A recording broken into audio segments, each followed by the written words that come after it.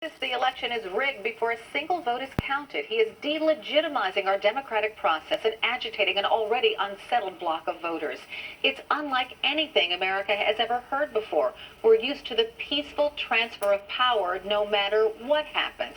Let me take you back 16 years to America's contested 2000 election, where the popular vote was so close it went before the U.S. Supreme Court.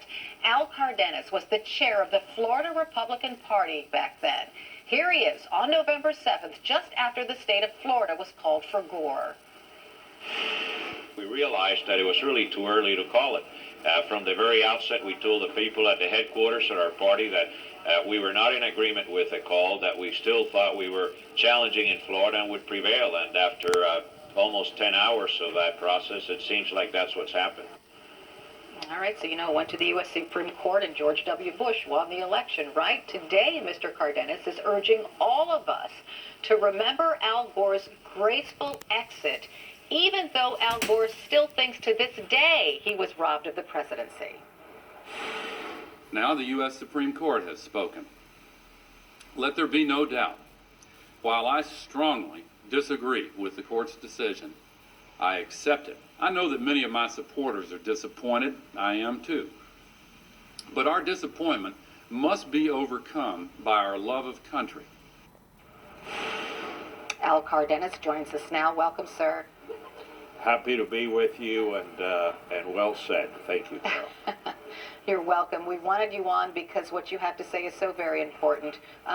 Tell us why you think what Al Gore did on that day was so important for our democracy. Well, look, Al Gore's words were just right. Both he and Joe Lieberman never once during that 37-day endless episode to ascertain who would become president of the United States, never once alleged fraud, never once challenged the integrity of the process in America. And then when they lost, your audience just heard his words. That's what we expect in America. Look, I've been an observer at a number of elections abroad, at Ukraine, for example, because people feared that those processes would not be transparent, would not be fair. When I got there, there was so fear in the eyes of the voters that their will would not be heard. And so we do not want that in America. We do not want a crisis. We want America to believe in the integrity of what we're all about. And words like this, frankly, inflame me, upset the fact that we as Americans have to respect our electoral process. There's never been one iota of fact ever in the history of America in the election of our president where fraud was a factor in the outcome.